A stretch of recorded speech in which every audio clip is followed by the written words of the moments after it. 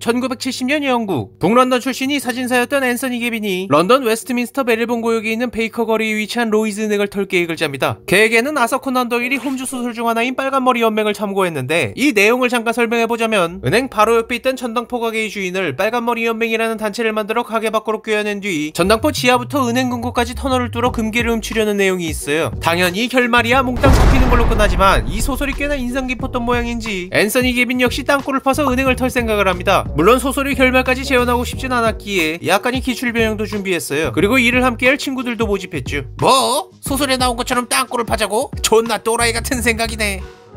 그래서 안 할 거임?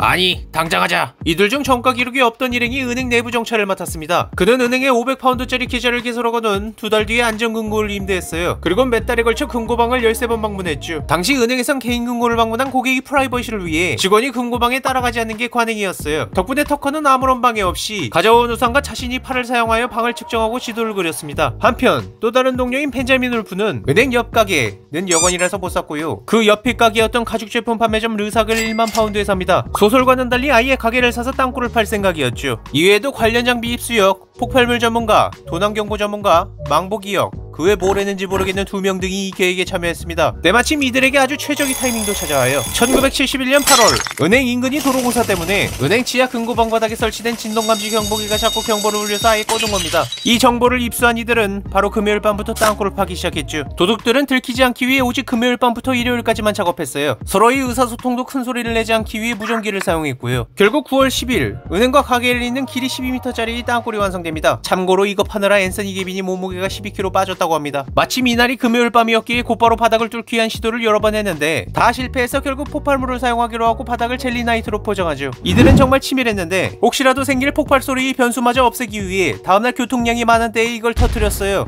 그리하여 이 은행 털이범들은 최종 목적지였던 금고방에 들어오게 됩니다. 물론 개인 금고들이 잠금 장치가 남아있었지만 여기까지 올 동안 그 누구에게도 들키지 않았기에 월요일까지 시간도 넉넉한 상황이라 이들은 즐겁게 남은 작업을 하기 시작했죠. 근데 이들은 정말로 아무한테도 들키지 않았던 걸까요?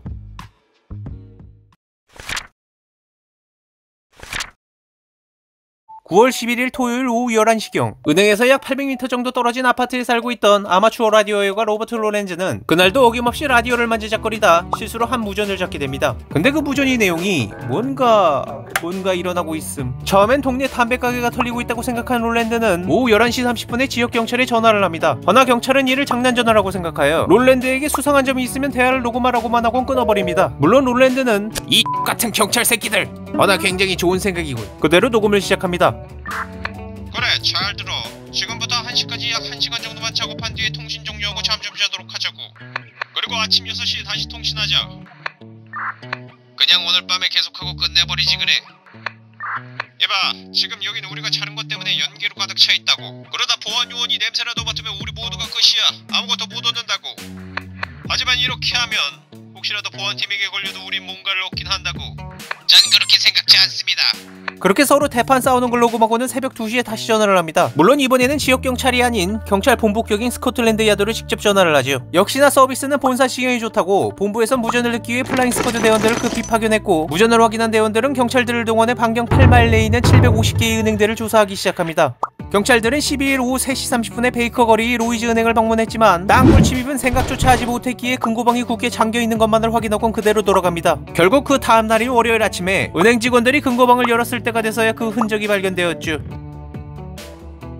물론 이후 수사를 통해 범인들을 검거하긴 합니다. 도둑들은 총 268개의 대여 금고방 전체의 약 4분의 1 정도를 열었습니다. 도난당한 금액이 추정치는 15만 파운드에서 400만 파운드, 현재로 따지면 약 226만 파운드에서 6천만 파운드, 한화로 약 34억에서 910억 사이라고 합니다. 편차가 큰 이유는 개인 금고라서 정확한 도난 내역을 확인하기가 어렵기 때문이라고 하네요. 범인들은 8년에서 12년이 징역을 받았고, 경찰은 범인들에게서 약 26만 파운드를 압수했습니다. 금고를 따인 피해자 일부는 로이즈 은행을 고소했고요. 그리고 롤랜드는 스코틀랜드 야드에서 어쨌건 무선전서법을 어긴 롤랜드를 기소할까 하다 그냥 말았고, 로이즈 은행에선 롤랜드에게 감사 표시로 2,500파운드의 수표를 보냈다고 합니다.